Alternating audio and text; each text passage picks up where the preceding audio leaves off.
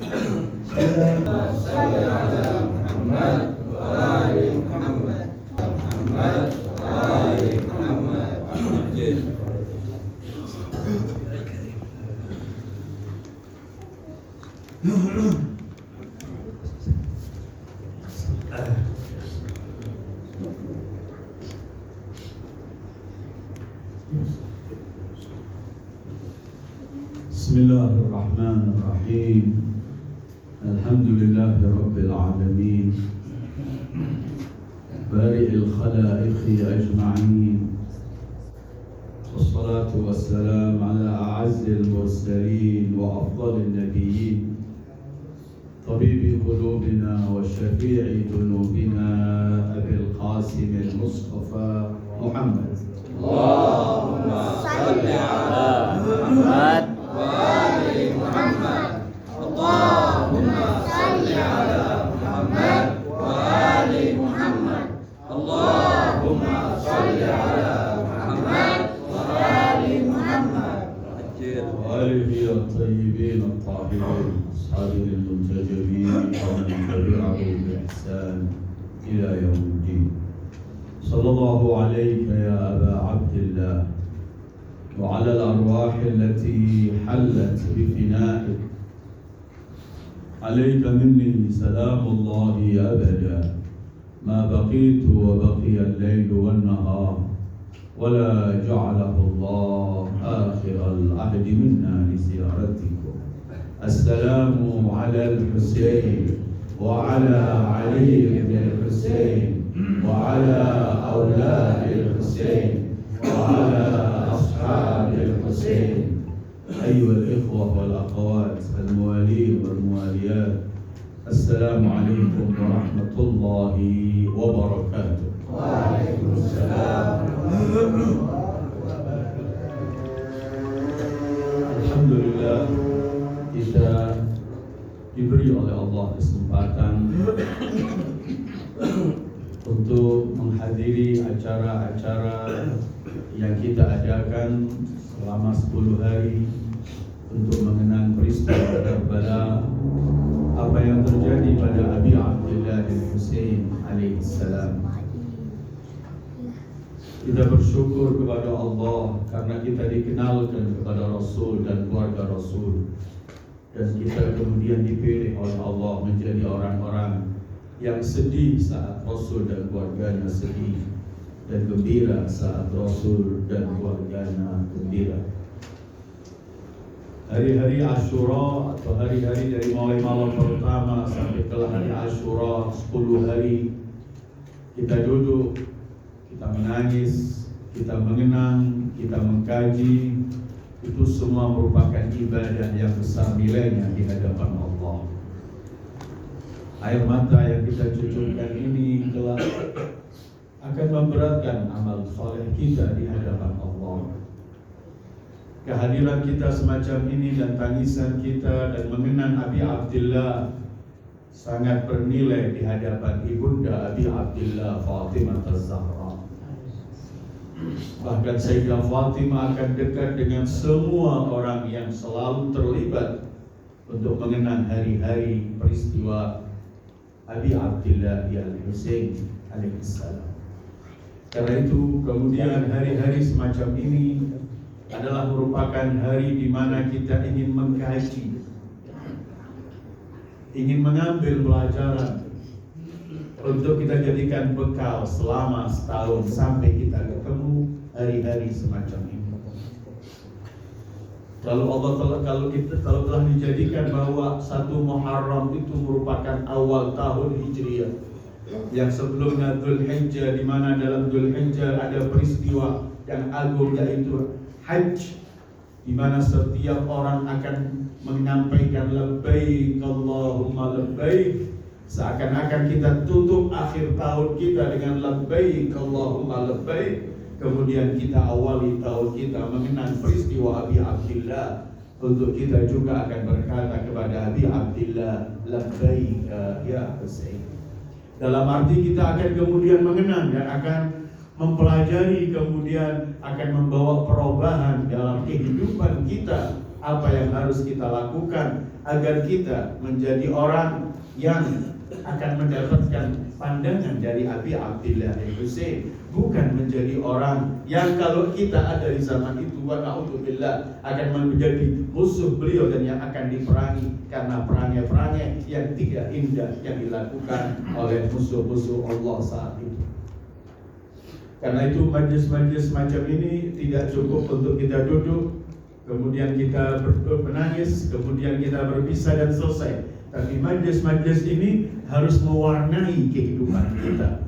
Harus ada sesuatu yang berubah dalam kehidupan kita. Dan apabila kita memiliki niat itu, maka pintu Abi Abdillah Al-Husain, keberkatan Abi Abdillah Al-Husain akan kita peroleh karena Allah.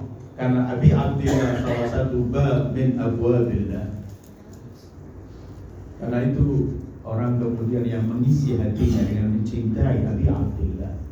Karena Imam Ja'far Shadiq ketika beliau ditanya, kenapa kemudian kalian menjadikan Abi Abdillah terbantainya, terbunuhnya Al-Imam Al-Husain menjadi yang terbesar, sementara kalian pernah kehilangan Ar-Rasulul A'zam, pernah kehilangan ayahnya, ibunya Fatimah Az-Zahra, kehilangan Ali bin Abi Thalib. Al-Imam Ja'far Shadiq beliau mengatakan ashabul kisah ada 5.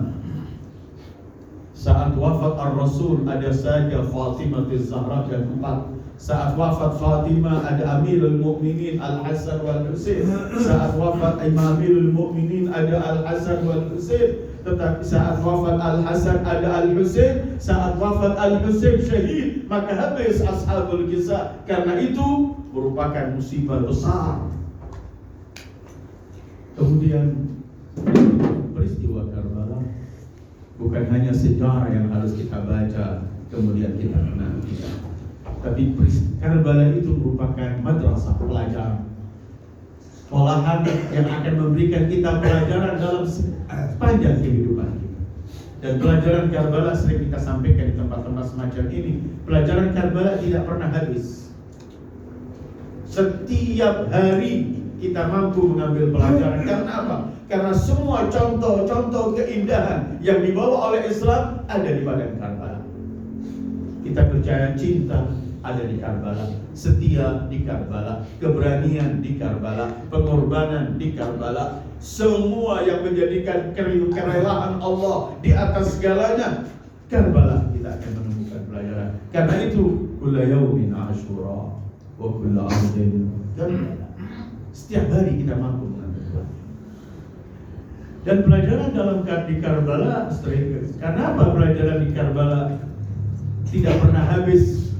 Karena pelajaran di Karbala nggak disampaikan hanya dengan lisan, nggak disampaikan hanya dengan tulisan, tapi pelajaran di Karbala disampaikan dengan darah. Maka selagi darah mengalir, pasti pelajaran itu tetap akan ada. Dan tidak ada yang mampu untuk memisahkan umat ini dengan Karbala.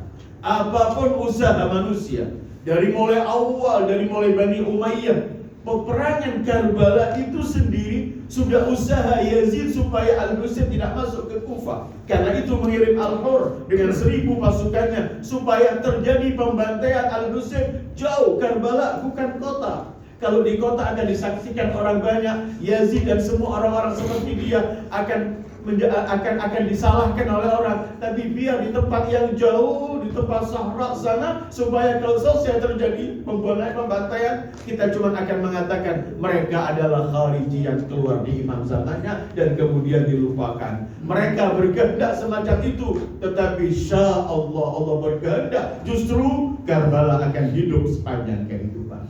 Dan semuanya berubah setelah peristiwa Karbala. Semuanya berubah. Apapun usaha mereka ingin menutup-nutupi, ingin memutarbalikkan, tapi lisan Zainab, lisan beliau yang akan merubah semua situasi. Lisan Imam Sajjad dalam khutbahnya merubah semua situasi, sehingga mereka menginginkan yang tidak indah, yang terjadi yang keindahan. Karena itu Karbala, Abi Abdillah Al-Husain dengan para sahabatnya dan para keluarga dan sahabatnya yang cuma 70 sekian, mereka di Karbala bukan kalah, mereka menang. Karena mereka sampai pada tujuannya untuk menjaga Islam yang sebenarnya. Tanpa ada Karbala, kita nggak akan kenal Islam. Karena itu setelah peristiwa Karbala selesai, ketika para tawanan digiring mulai dari Karbala ke Kufah, dari Kufah dari bermacam-macam, ada 40 kali mereka diberhentikan sampai ke Damaskus. Damaskus itu, ketika Imam Sajjad ditanya, siapa yang menang di Karbala ini? Kata Imam Sajjad, nanti kalau masuk waktu sholat dan kamu masih mendengarkan azan, ada 2 kalimat syahadat yang disampaikan, kamu akan tahu siapa yang menang. Karena kalau nggak ada Karbala, azan pun akan habis. Karena Islam mereka robah semuanya. Karena itu kemudian Karbala perlu kita mengambil pelajaran. Orang yang tidak mengambil pelajaran dari Karbala, dia sebenarnya sadar atau tidak sadar, dia akan tidak menghargai darah-darah suci yang mengalir di Karbala. Zainab ketika memeluk jasad suci yang tanpa kepala itu, ketika Imam Husain telah dibantai, Sayyidah Zainab pergi dan memeluk jasad itu dengan ungkapan beliau, Allahumma taqabbal minna hadzal qurban. Beliau ingin menyampaikan, wahai dunia, wahai manusia, wahai siapapun yang akan mendengarkan kata-kata ini, Allahumma taqabbal minna hadzal qurban. Sayyidah Zainab ingin menyampaikan, kami datang ke Karbala, kami datang untuk menyerahkan jiwa kami demi membela kebenaran, demi membela kebenaran, demi membela kemanusiaan, demi membela kebebasan, demi membela semua nilai-nilai indah yang ada dalam Islam. Karena itu ya Allah, terimalah pengorbanan. Sehingga karena itu kemudian dalam peristiwa Karbala ini, kalau Imam Husain dalam khutbah beliau berkata, menjelaskan kenapa beliau bangkit, tujuannya. Tetapi gambaran-gambaran yang beliau sampaikan itu adalah tidak hanya di zaman itu, akan berjalan. Zaman kita sekarang ini juga banyak orang-orang yang merongrong kebenaran, yang ingin memutarbalikkan kebenaran semuanya. Maka kita juga harus menjadi orang-orang yang bersama Imam Husain, bagaimana menyuarakan kebenaran, bagaimana membela kebenaran. Karbala ini karena peristiwa revolusi itu tidak hanya selesai saat dilaksanakan, tapi perlu ada yang menyampaikan apa di balik revolusi setelah revolusi. Karena itu salah satu tujuannya Imam Husain membawa keluarganya di antara depan Sayyidah Zainab, tujuannya supaya mereka yang akan menyampaikan hakikat peristiwa Karbala. Kalau enggak, akan diputarbalikkan Karbala. Karena itu Sayyidah Zainab dalam ungkapannya dari mulai pertama sudah berubah. Apalagi ketika Imam Sajjad menyampaikan khutbahnya di depan Yazid, semua orang berubah dan Yazid harus punya sikap berubah juga, harus cepat dikembalikan di tawanan. Kalau enggak, semua ini akan berubah, membela mereka orang-orang yang mazlumin dan akan menentang pemerintahan. Dan itu puncak kemenangan Abi Abdillah ya Husain.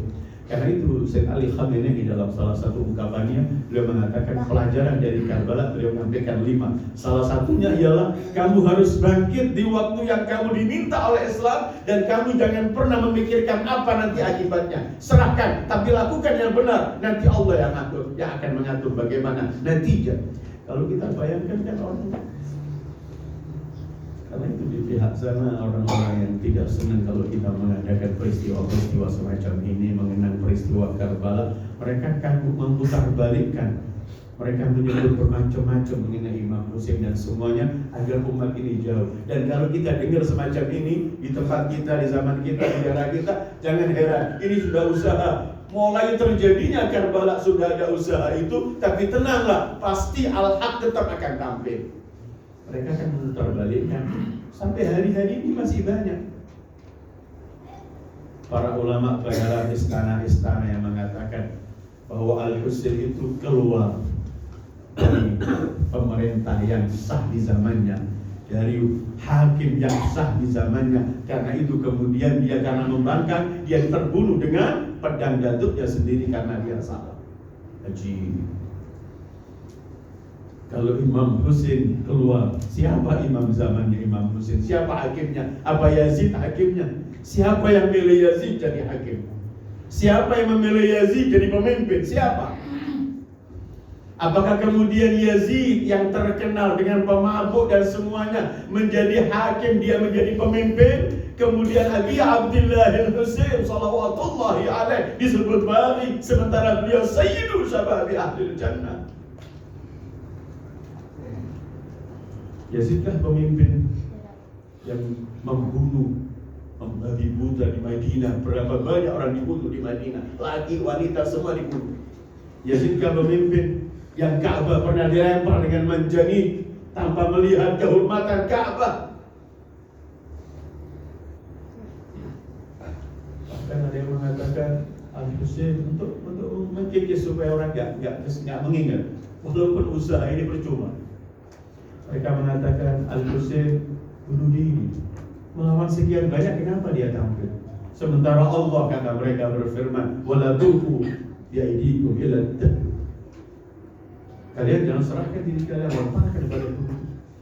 Ini kan ungkapan yang ingin menjauhkan orang dari majlis-majlis macam ini supaya gak mengenal. Tapi ungkapan ini kan ungkapan yang sangat bodoh. Apakah para nabi ketika mereka seorang diri berdakwah melawan semua umatnya, para nabi itu bunuh diri? Apakah Rasulullah SAW ketika seorang diri kemudian setelah beberapa tahun dibantu oleh beberapa sahabatnya ketika melawan orang kufar yang lebih banyak, jauh jumlahnya, apakah Nabi termasuk bunuh diri? Wa na'udzubillah. Hak harus dibela berapapun bilangnya rendah. Hak harus tetap ditegakkan apapun posisi kita. Dan itu pelajaran yang disampaikan oleh Al-Imam Abi Abdillah al-Husain salawatullahi alaihi. Cuman perlu kita kaji, karena di Karbala itu kan ada yang bersama Imam Husain menampilkan semua keindahan Islam. Di pihak sana ada yang menampilkan semua kejelekan. Bahkan hayawan pun gak melakukan kejelekan itu. Pemotongan kepala, kemah-kemah wanita dibakar, kemudian jasad yang sudah wafat diinjak-injak dengan kuda. Ini di luar manusia. Artinya kita dosa kalau menyamakan mereka sama binatang, karena binatang jauh lebih baik daripada mereka. Karena itu bahasa Al-Quran kalau mensifati orang-orang yang berpaling dari Allah, berpaling dari ketentuan Allah, Allah sebutkan mereka kal'an'ami bal hum adall. Mereka seperti binatang, bahkan lebih keji dari binatang. Tetapi saat kita melihat keberanian orang-orang yang bersama Abi Abdillah, dari kaum lelaki, para pemuda, para anak-anak, bahkan kaum wanita, dari seorang ibu yang memaksa anaknya, pergi kamu, matilah kamu membela putra. Dari Fatimah Zahra, semua keberanian, semua kecintaan terus kepada Imam Husain ini juga pelajaran kenapa mereka menjadi semacam itu. Perlu kita pelajari. Di Karbala bukan cuma perang fisik, di mana ada pedang, ada anak panah, ada segala macam. Tapi di Karbala mereka para pembela Imam Husain menjadi pemberani. Bahkan di antara mereka di malam Asyura ada yang teriak, kalau saya mati dibunuh, dibakar, mati, dibunuh, dibakar, debunya dibuang 1000 kali, tetap aku membela engkau ya Aba Abdillah. Kenapa semua itu? Karena mereka telah menang melawan diri mereka. Kita pun setiap hari belum selesai. Kita juga perang tiap hari dengan diri kita, dengan syaitan kita. Orang yang belum selesai, belum bisa sukses untuk mengalahkan apa yang ada di dalamnya, dia nggak mampu akan mengeluarkan yang baik. Itu pelajaran pertama yang harus kita miliki, bahwa kita juga akan mendapat rayuan mungkin dalam kehidupan untuk meninggalkan kebenaran. Mungkin rayuan dengan fasilitas, atau mungkin ancaman, atau segala macam. Yang di luar ini akan terjadi semuanya. Tetapi kalau kita sudah mampu menata yang dalam, kita akan mampu melawan semuanya. Kalau enggak, lihat Umar bin Sa'ad dipanggil oleh Imam Husain di malam. Ditegur, kenapa kamu merangnya? Jangan. Ya alasan saya punya rumah takut dihancurkan, aku ganti rumahmu. Aku punya kebun takut mereka bakar, aku ganti kebunmu. Semua, tapi tetap. Karena apa? Dia belum mampu saat perang dengan dirinya, mampu melawan dirinya. Di malam Asyura juga dia berkata, aku dipilih ada 2 pilihan malam sekarang, untuk menjadi gubernur di kota Roy yang banyak hasilnya dan banyak uangnya di sana. Karena dia diberitahu oleh Ibn Ziyad, kalau kamu mampu membunuh Husain, kamu akan megang kota Rai.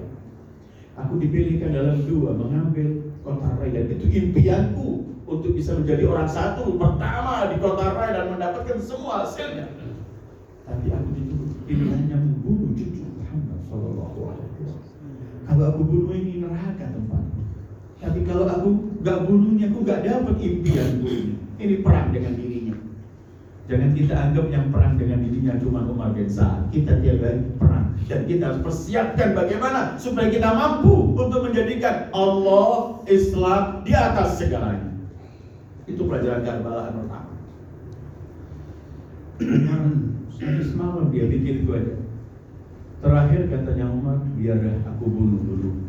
Kan katanya Allah Maha Pengampun. Nanti aku sudah megang kota Rai, aku minta ampun pada Allah. Akhirnya dia tidak mendapatkan kota Rai dan tidak mendapatkan sama apapun. Khasirat dunia wal akhirah. Dzalika huwal khusranul mubin. Itu yang pernah disampaikan oleh Abi Abdullah bin Husain. Siapa orang yang menginginkan sesuatu yang ia cari, yang ia dambakan, tapi melalui melanggar ketentuan Allah, dia tidak pernah akan mendapatkan sesuatu itu. Bahkan dia akan mendapat sesuatu yang ia takuti akan datang padanya. Silahkan kita baca sejarah mereka yang memenangi Imam Husain, yang mendapatkan apa-apa. La dunia mereka dapat, wala akhirat mereka dapat.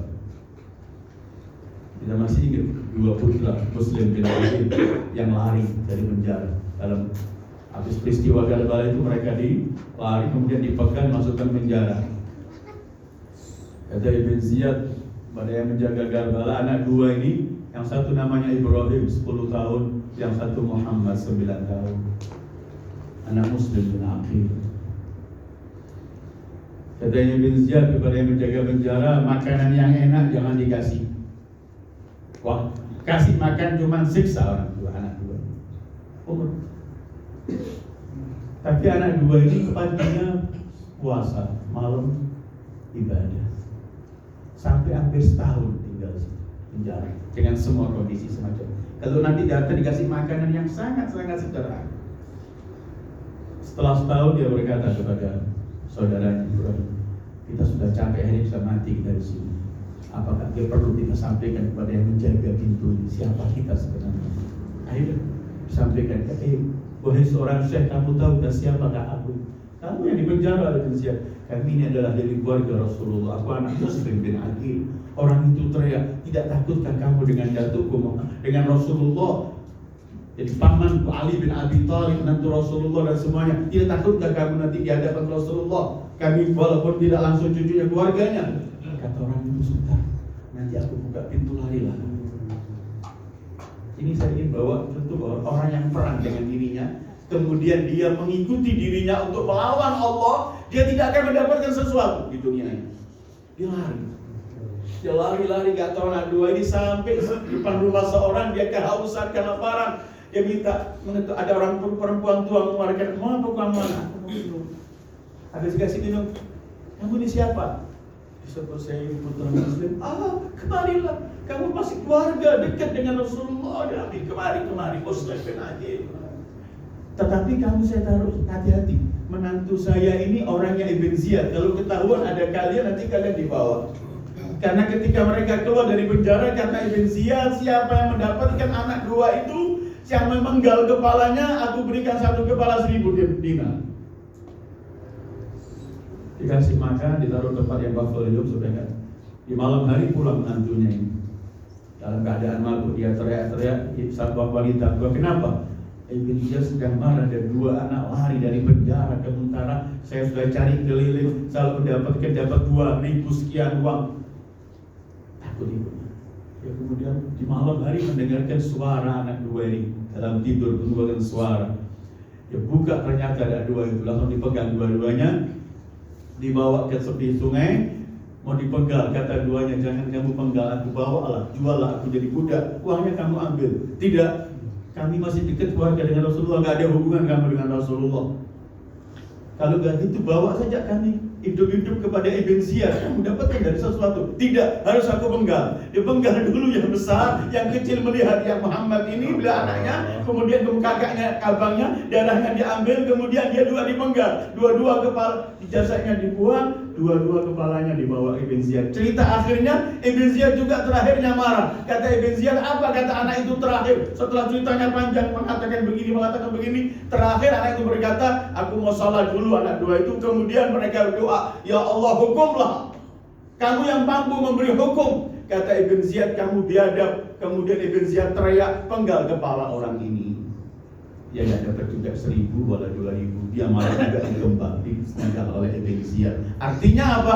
Orang yang ingin mencari sesuatu dengan melanggar Allah, dia akan jauh dari sesuatu yang dia inginkan. Begitulah ungkapan Abi Abdillah al-Husain salamullahi alaihi. Dan begitu yang terjadi. Jadi mereka orang yang sukses itu. Umar bin Sa'ad gak sukses melawan ini. Ada yang sukses, Hur. Al-Hur di last step, akhir sekali. Hur di hadapan, Hur yang dengan 1.000 pasukan yang mengepung Imam Husain supaya nggak sampai ke Kufah. Hur yang ketika mereka dengan 1.000 pasukannya sempat dikasih air sama Imam Husain. Dia semua pasukannya bahkan binatangnya, artinya kendaraan mereka, unta, kuda mereka dikasih. Hur di hari ke-10 gemetar tangan. Aku harus membunuh cucu Allah. Apa yang akan kuhadapi kelak nanti di hadapan Rasulullah? Apa nasibku kelak di akhirat? Jangan gemetar. Sampai orang sebelahnya, kenapa kamu bergemetar? Tidak. Kemudian diambil kudanya, dia pergi mendekati Imam Husain. Sampai di situ dia tunduk, dia merangkang, dia kemudian mengatakan, wahai Abu Abdillah, ana alladhi ja'ja'tu bika tariq. Aku yang mengepung kamu, aku yang ini. Sekarang bisakah aku tobat ya benar Rasulullah? Kata Imam Husain, Allah akan menerima tobatku kalau kamu tobat. Kemudian berseri wajahnya, izinkan aku orang pertama yang akan memerangi mereka ya Abu Abdillah. Ada Hur, ada Umar bin Sa'ad. Dan ini pelajaran setiap tahun harus kita ingat. Karena ke depan apapun yang akan kita lakukan dalam memegang syariat ini tergantung keberkat bagaimana kita mampu menguasai. Karena itu ada riwayat wallahu a'lam disebutkan setelah perang Badar Rasulullah kembali bersama sahabatnya. Perang Badar kaum muslimin sangat minim sekali. Hatta kendaraan mereka terbatas, pedang mereka, kuda mereka terbatas, pedang mereka terbatas. Tapi mereka menang total. Begitu mereka menang sampai Rasulullah dalam riwayat itu mengatakan kami pulang dari jihad yang kecil menuju jihad yang besar. Raja'na minal jihadil asghar ila jihadil akbar. Mereka tanya jihad yang kecil apa? Semacam itu dari Badar. Kata Rasulullah kecil, jihad yang paling besar adalah jihadun nafs, melawan diri sendiri. Orang-orang yang bersama Abi Abdillah al-Husain, mereka yang sukses telah mengalahkan diri mereka. Karena itu kalau mengingat Karbala, jangan cuma kita ingat perang fisiknya, tapi perang dalam ini yang menentukan apapun. Kalau orang, karena itu kemudian Al-Quran menjelaskan orang yang paling sukses itu yang paling mampu membersihkan jiwanya. Dan para anbiya itu datang, pertama yang diminta agar mereka adalah mensucikan diri. Pernah mungkin saya sampaikan di majelis semacam ini, di tempat ini juga, bahwa Musa ketika diperintahkan oleh Fir'aun, ketika Musa diperintah oleh Allah untuk berdakwah di hadapan Fir'aun, pergi ke Fir'aun, gak langsung Musa mengatakan, Fir'aun kenali Allah yang esa, Fir'aun kenali Allah yang mengutus aku, tidak. Tapi pertama yang disampaikan oleh Musa kepada Fir'aun adalah, maukah kamu membersihkan dirimu, baru aku kenalkan engkau kepada Tuhan. Halaka ila an tazakka fa ahdiyaka ila rabbika fatakhsha. Maukah kamu membersihkan diri? Baru kamu setelah bersih baru akan mau kenal Allah, mau akan ibadah, mau akan takut. Urusan pertama sini. Tidak langsung Musa berkata, ya Fir'aun, i'lam annallah la halaka ila an tazakka. Kalau sudah mau, baru fa'ahdiyaka ila rabbika fatakhsha. Orang-orang yang bersama Abi Abdillah al-Husain, mereka cuma melihat Allah, melihat al-Islam di atas segalanya, maka ancaman apapun yang terjadi, ya, Jangan heran kalau kemudian nanti mungkin besok kita akan bicara bagaimana mereka di malam Asyura sebagian mereka bergurau, bergurau. Sambil kita, ini bukan waktu bergurau. Di hadapan kita 30.000. Kata Bulan, kenapa kamu gak gembira malam ini? Antara kita dengan surga cuma malam ini. Setelah ini kita ke surga. Kita sedang membela putra dari putri Muhammad sallallahu alaihi wasallam. Kenapa kemudian seorang ibu mengatakan pada anaknya, "Wadah anakku, demi Allah aku belum rela sampai kamu mati membela Al-Husain putra Fatimah." Ini adalah orang-orang yang telah. Kalau enggak, rayuannya sama. Kalau kajian beberapa hari sebelum ini kan tiap malam kita lihat syaitan yang mempengaruhi Syekh bin Jausan masih hidup, juga masih mempengaruhi kita tiap hari. Belum mati syaitan. Artinya kita belum aman kalau kita nggak mempersiapkan diri untuk melawan. Manusia terkutuk Syemir itu yang ganggu Syemir, syaitannya masih ada. Syemir yang duduk di dada Abi Abdillah dan Husain sallallahu alaihi wasallam. Bisa anda bayangkan ayuhal ikhwah al-akhwat, dada suci Abi Abdillah dan Husain. Tiba-tiba manusia terkutuk itu duduk di atas dadanya, sementara jasad Imam Husain sudah banyak. Imam Bagir mengatakan ada 33 kumpulan 33 sayangan, dan selain anak panah. Ketika duduk manusia terkutuk itu, Abi Abdillah berkata, "Tahukah engkau kamu sedang duduk di mana?" Kata orang yang belum bisa mengalahkan dirinya ini, "Aku tahu. Ayahmu Ali, ibumu Fatimah, datukmu Muhammad. Dan aku tahu mereka semua punya syafaat. Tapi aku lebih mengharapkan imbalan Ibn Ziyad membawa kepalamu daripada syafaat ayahmu, ibumu, dan datukmu."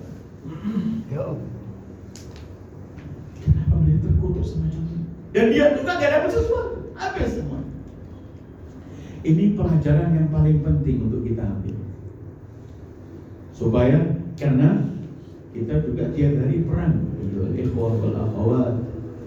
Semoga kita dengan berkat majlis-majlis Abi Abdillah mendapat taufik dari Allah, mampu melawan saya, mampu untuk mengalahkan hal-hal yang keji dalam jiwa kita dan rayuan-rayuan syaitan, karena belum selesai setiap hari kita. Karena itu Al-Quran selalu menekankan syaitan aduun mubin, syaitan musuh kalian, syaitan. Karena kita ini perang. Sampai sering juga sudah sampaikan, sampai tempatnya sholat itu pengimaman namanya mihrab. Mihrab itu artinya kalau dalam bahasa Arab tempatnya perang, maudhi'ul harb, tempat perang, perang tiap hari. Nah itu kemudian Allah masih membuka pintu taubat. Kadang-kadang kita kalah, Allah tahu, Allah buka pintu taubat cepat. Dan yang menjadikan mereka musuh-musuh biadab yang memerangi Abi Abdillah menjadi manusia-manusia keji semacam itu, karena tadi itu mereka kalah dan meremehkan dosanya. Dan kalau orang sudah meremehkan dosanya, ya perasaan ini nggak boleh, nggak pernah salah, ini cucu Rasulullah. Tapi nanti orang yang meremehkan dosa sekecil apapun, apalagi dosa besar, dia tidak pernah akan mendapat taufik cepat taubat, nggak mampu taubat. Tapi orang yang ketika kalah dengan nafsunya, kalah dengan syaitannya, kemudian mengakui kekalahannya, itu yang akan mendapat taufik dari Allah untuk cepat-cepat taubat. Nah, ini sering saya sampaikan dalam beberapa di tempat ini juga berkali-kali. Ketika Imam Husain masuk ke kemah Al-Imam Ali Zainal Abidin, setelah Al-Akbar, setelah Abbas semua wafat, semua gugur, kan Imam Sajjad sakit, beliau menjenguk di kamar sambil ingin wada pamitan.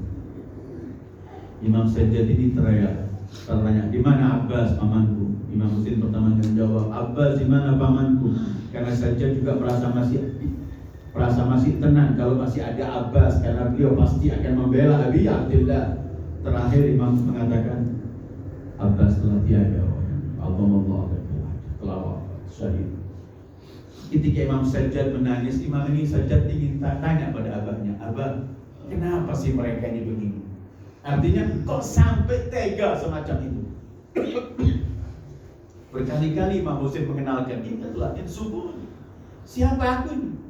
Bukankah dari timur ke barat gak ada lagi anak dari putri Rasulullah kecuali saya?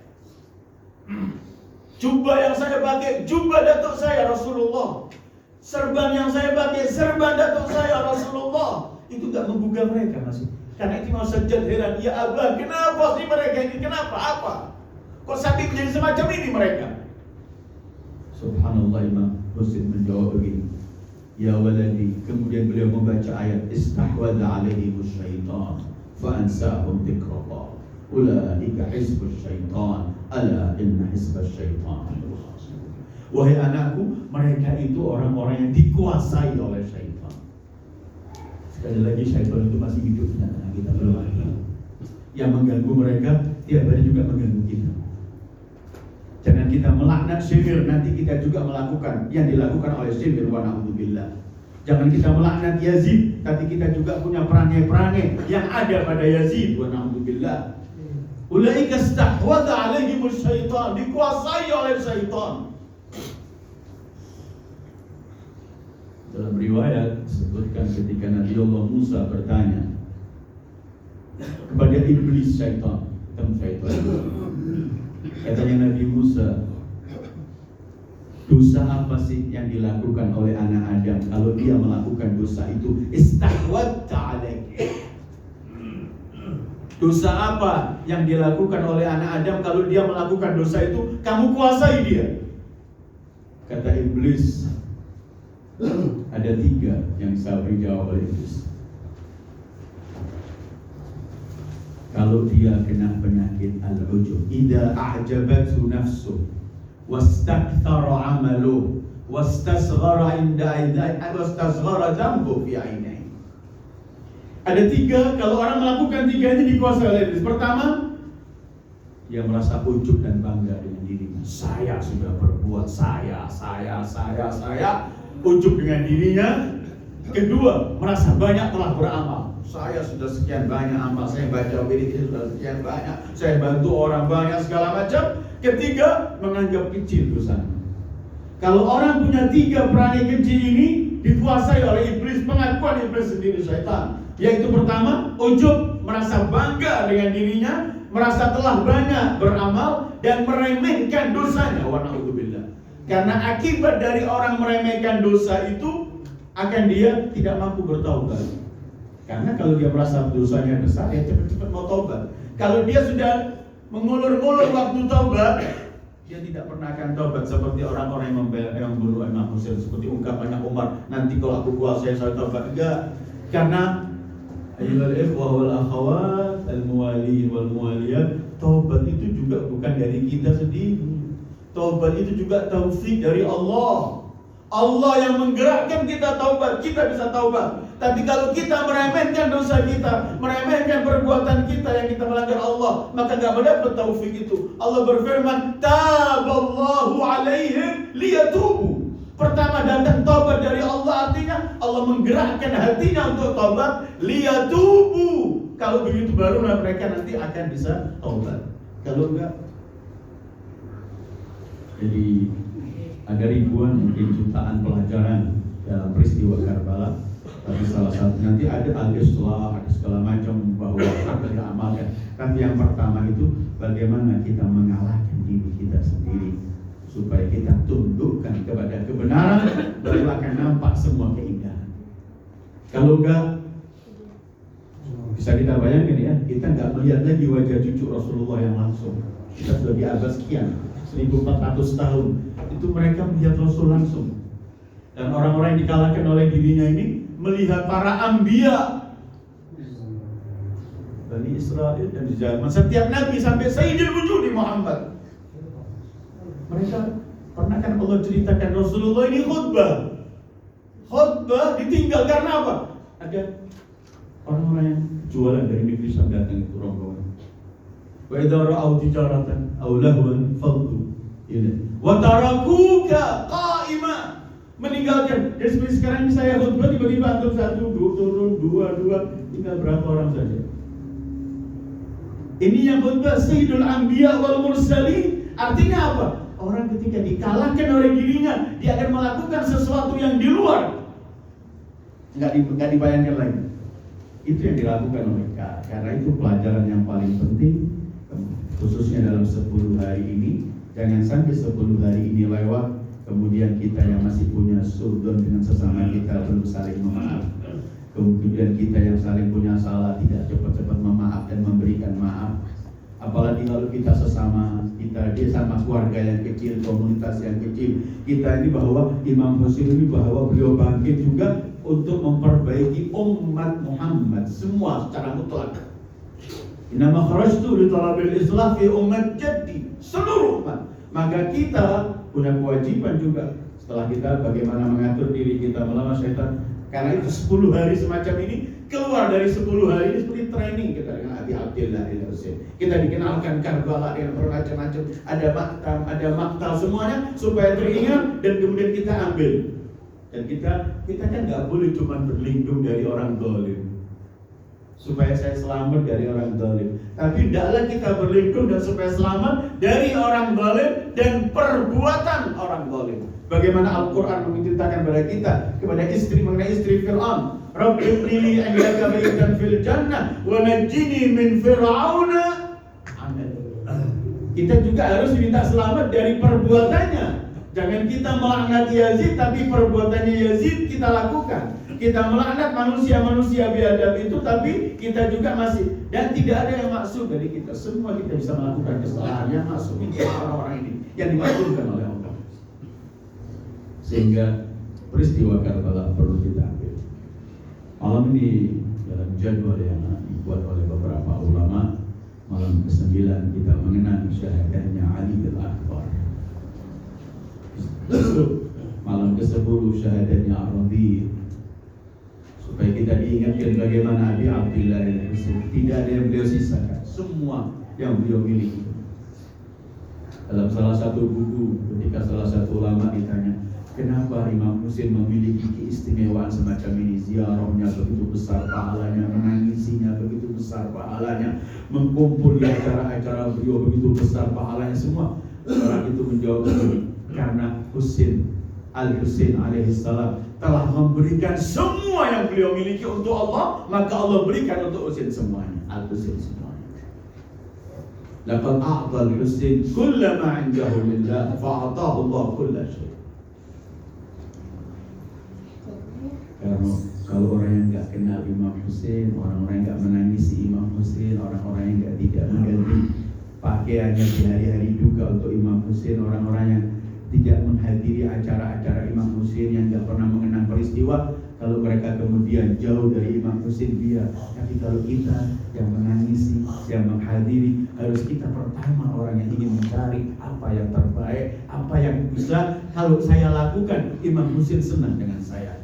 Jangan sampai kita melakukan sesuatu Imam Husain juga benci dengan perbuatan itu dan beliau bangkit untuk membasmi.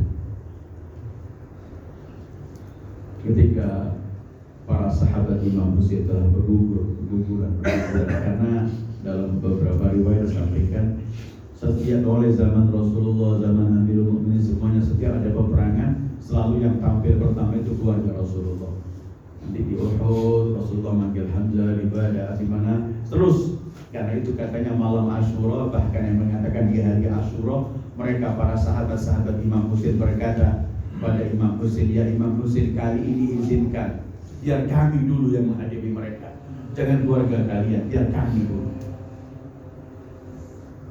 Karena itu kemudian para sahabat ini semua satu sama lain izin sama Imam Husain, diizinkan. Setelah itu semua, pertama yang tampil dari keluarga Imam Husain adalah Ali al-Akbar, putra Abi Abdillah al-Husain. Yang kalau kita ziarah Karbala, jasad beliau di kaki Imam Husain. Razaqanallahu wa iyyakum ziarah Karbala insyaallah. Ketika Ali al-Akbar izin, ayahku gak perlu, aku izinkan.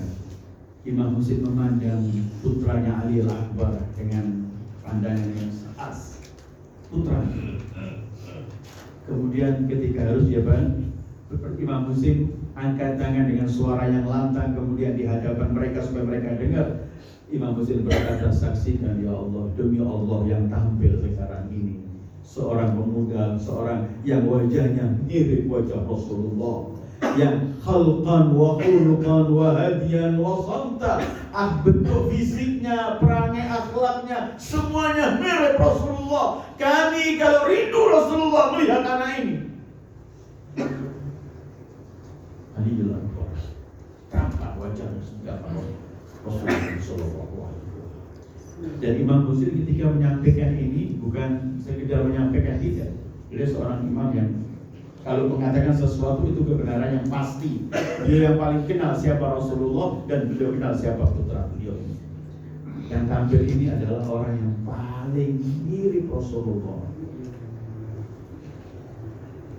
Setidaknya kalau umat ini mengaku umatnya Rasulullah, sesuatu yang dinisbatkan kepada Rasulullah, mereka harusnya berhenti. Sekarang ini di abad sekarang ini belum lama di Indonesia didatangkan katanya wallahu a'lam. Jadi ambil dari museum Turki sedikit rambut Rasulullah, semua orang kepingin. Wallahu a'lam sah betul rambut atau enggak, karena kecintaan orang pada Rasulullah, semua datang dari mana-mana datang ingin melihat rambut Rasulullah. Mereka menangis, mereka semuanya. Ini Imam Husain menyadarkan ini yang tampil ini orang persis wajahnya Rasulullah. Cara bicaranya, perangainya, semua seperti Rasulullah. Tapi tetap tidak menggugah mereka. Tetap beliau tampil. Dan Imam Husain ketika beliau tampil memandang terus. Katanya Imam Husain melihat di belakang sana kemah ada ibunya, Laila ibunya. Ibu Al-Akbar juga, ya, ibunya cuma memandang wajah Imam Husain. Artinya kalau wajah Imam Husain agak berubah, dia tahu anak saya mungkin berbahaya saja. Tampil dan sempat membunuh sekian banyak. Tiba-tiba Laila di kemah, dalam kemah melihat wajah Imam Husain berubah. Ketika itu kemudian Laila berkata, ya Abdillah, apakah ada sesuatu yang terjadi pada putraku? Kata Imam Husain, tidak. Cuma yang sekarang ada di hadapan dia, Bikir bin Ghanim ini orang yang dikhawatirkan. Kamu doalah, karena doa seorang ibu diterima oleh Allah. Langsung Laila di kemahnya, beliau buka, jadinya dia bersujud, dia doa. Doanya Laila, Allahumma dengan hak bi ghurbati al-Husain wa bi 'atshil Husain, dengan keasingan Imam Husain di tengah ini, dengan dahaga Imam Husain. Wahai Zat yang mengembalikan Yusuf kepada Yakubnya, kembalikan putraku kepadaku. Dan Allah terima doanya. Enggak lama orang yang dikhawatirkan itu dibunuh oleh Ali Al-Akbar. Setelah bunuh itu Ali Al-Akbar datang kepada Imam Husain. Dia mengatakan, merasa berat sekarang senjata yang kubawa, aku sangat dahaga wahai ayahku. Adakah sedikit saja air untuk aku menguatkan diri? Imam Husain ketika diminta air, putranya meminta air, putra wajah Rasulullah. Kata Imam Husain, sabar sedikit putraku, sebentar lagi pun Datukmu Muhammad akan memberikan kamu Allah. Kemudian beliau pamit mau kembali ke medan pertempuran. Kata Imam Husain, sebentar, kamu jangan langsung kembali, pergilah ke kemah. Berpamit lagi lah sama ibumu. Tadi ibumu mendoakan kamu. Karena katanya melihat Ali Akbar datang masuk kemah, dia beritahu pada Laila, ibunya Laila, bahwa datang Ali Akbar datang. Laila bangun dipeluk. Artinya Allah kabulkan doanya, kamu kembalikan. Tangis kemudian Laila gembira. Terus katanya Ali Akbar begini, Ummah, ibuku, Ummah, ibuku, semua mereka ini ada yang kehilangan anaknya, suaminya, abahnya, dan mereka semua kelak akan berkata kepada Fatimah, ibu Al-Husain, wahai Fatimah, anakku, suamiku, ayahku, saudaraku, mereka semua gugur membela putramu, wahai Fatimah, wahai Ummah, wahai ibuku, tidakkah engkau juga ingin kelak menghadap Fatimah, kamu bangga, kamu berkata, Fatimah, aku tebuskan putraku untuk putramu. Kemudian kemudian kata Laila, wah anakku, semoga Allah memutihkan wajahmu di hadapan Fatimah. Pergilah anakku, bela ayahmu.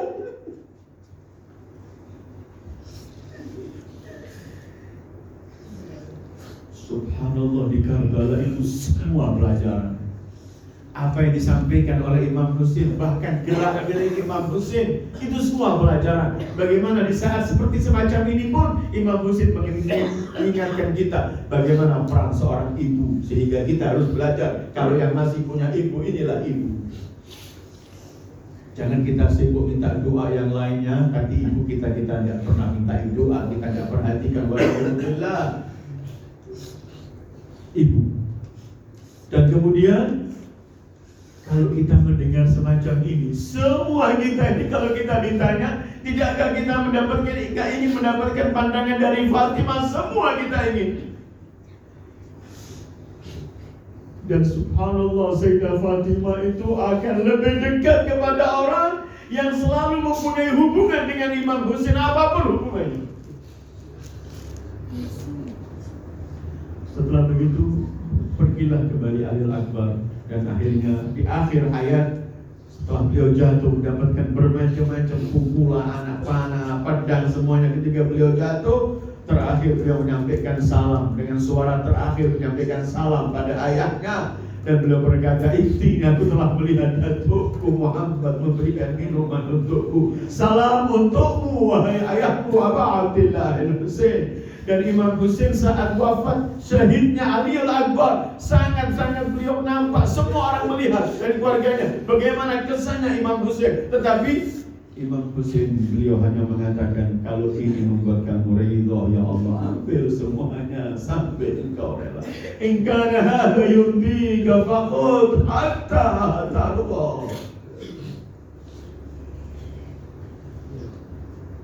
Para pemuda bisa mengambil pelajaran dari Ali al-Akbar. Orang-orang tua dari Muslim bin Auzaja, dari Zuhair, anak wanita-wanita bisa mengambil pelajaran dari kaum ibu, bisa anak-anak kecil, bahkan anak yang masih umur 6 bulan ada pelajarannya di Karbala dari Abdullah Ar-Radhi yang insya Allah besok kita bicarakan waktu beliau. Tetapi sebenarnya kita harus bersyukur kepada Allah karena kita dikenalkan oleh Allah kepada Rasul dan keluarganya. Kita bisa mendapatkan taufik untuk menghadiri acara-acara yang berkaitan dengan Abi Abdillah, dan kemudian kita selalu memohon kepada Allah dengan berkat Abi Abdillah al-Husain agar setelah kita keluar dari 10 hari ini, kita lebih bisa mampu mendekatkan diri pada Allah, lebih mampu untuk melawan hawa nafsu kita, dan lebih mampu untuk mengalahkan syaitan kita, supaya kita benar-benar mendapat siraman cahaya dari cahaya Abi Abdillah al-Husain. Sallallahu alayka ya Aba Abdillah wa ala al-arwah allati hallat bi fina'ik. Alayka minni salamullahi abada ma baqitu wa baqiya al-layl wan nahar wa la ja'alahu Allah akhir al-ahd minna li ziyaratikum. Sama-sama kita. Assalamu ala al-Husain وعلى علي بن الحسين وعلى أولاد الحسين وعلى أصحاب الحسين. السلام على الحسين وعلى علي بن الحسين وعلى أولاد الحسين وعلى أصحاب الحسين. السلام على الحسين وعلى علي بن الحسين وعلى أولاد الحسين وعلى أصحاب الحسين. اللهم بحق الحسين وأبي وجده وأبيه وأمه وأخيه وابتسم من دمه، صل على محمد وآل محمد وعجل فرج آل محمد. اللهم عجل ولي، اللهم عجل فرجه، اللهم عجل فرج، اللهم عجل فرج مولانا. وصلى الله على خير خلق محمد وآله أجمعين. والسلام عليكم ورحمة الله